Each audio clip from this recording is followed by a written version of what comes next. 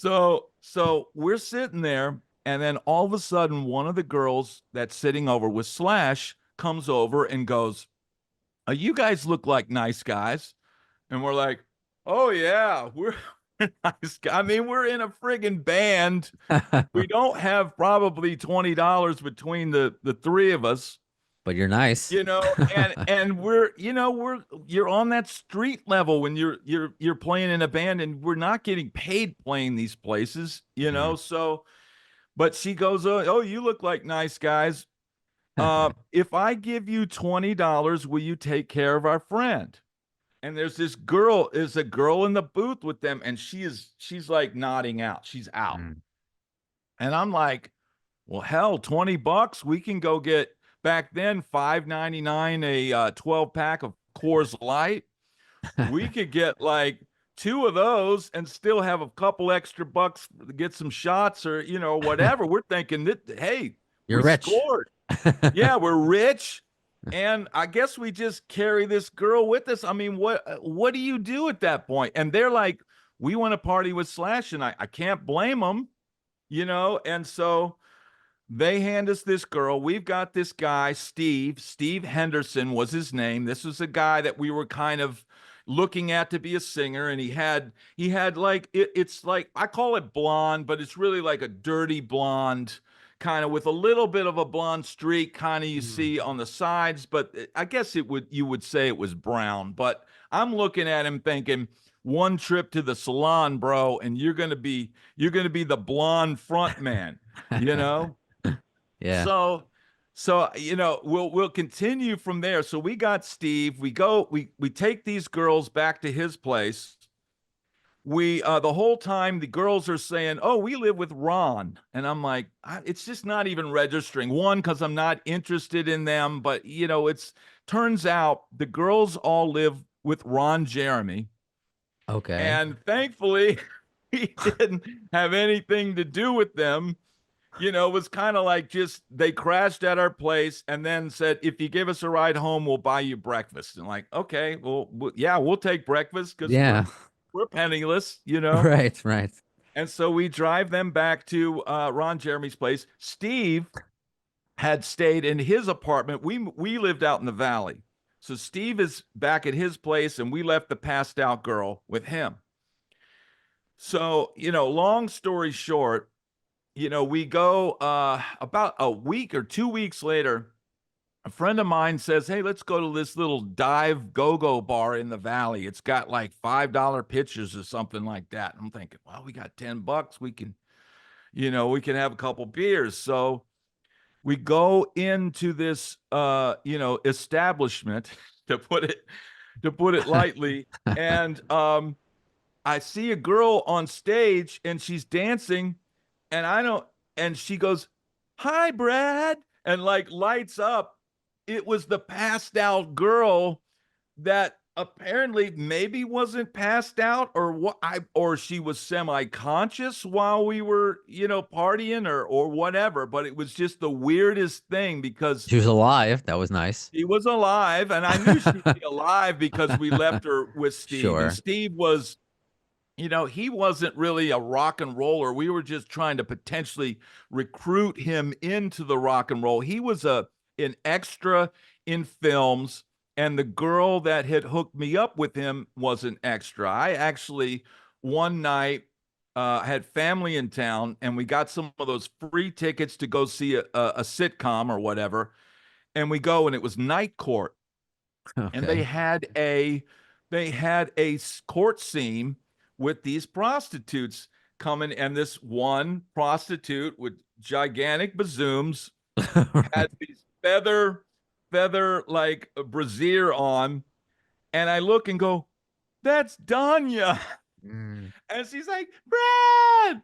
So it's like we had just gone to do a tourist thing, and there she was doing what she does. So I knew, I knew from that, and I've looked to try to find that episode and all that, but I cannot find any reference Oh, to her. really?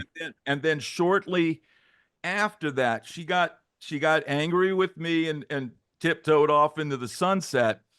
And I ran into her at a Guitar Center, and she goes, hi, hi, meet my husband. So she Mm. had literally met some guy in like 2 or 3 weeks and married some guy. So it was just, that might be why she's disappeared off the face of the earth, but Different name.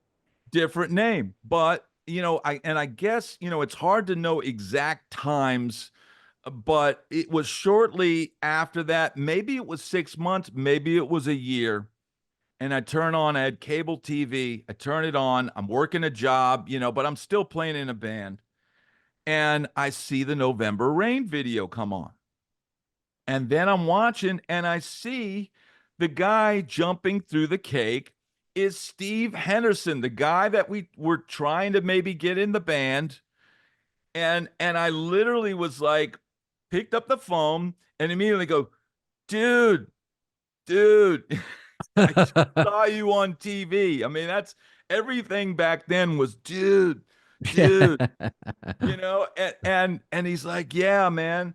And I was like, dude, I just saw you jumping through the cake. And he tells me that he had basically saw the camera was on and the cake was there. And he just decided he was going to plow through it and just to maybe get his, infamy or moment of fame, kind of like just a reckless, crazy thing that probably nobody today would do something like that on a set. But it was a rock and roll set. You had Axl, you had supermodels, you had the Guns N' Roses, and he just probably saw a moment and just said, "Man, I'm just going to take that cake out." I got to be more than an extra. I got to be noticed, and he's being noticed decades later, uh, Yeah. billions of views later. I mean that's really crazy. So yeah, you had surmised that story in a series of tweets, and I needed to have a conversation to kind of to flesh it out because that's brilliant.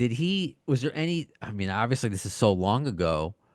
Did he recall any sort of reaction from the crew, from the band? Did he just get up and like run away? Did he just, because think about it, he just stands up and he has cake all over him. Does he go back to craft services with with cake on his face? Like, was there any other information that he gave you? And have you spoken to him? I'm not The saying the recently, but since that yeah. phone call. I have not, and I can't find the guy. The Nah. same with the Danya. I've looked for him. I even found some guy because look, man, it's been a lot of years. I don't Mhm. look the same.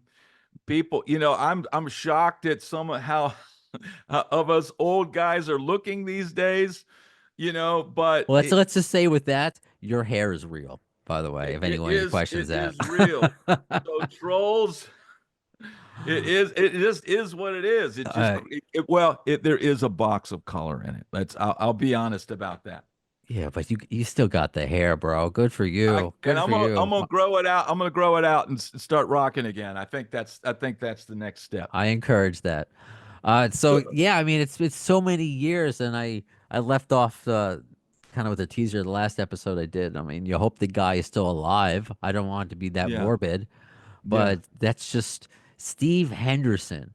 And that's his name. now I think when you Google who jumped in the November Rain cake, it's like some fans speculate it's a musician named Steve, and others still think it's Ricky Rackman. It's the Ricky Rackman thing should never have become.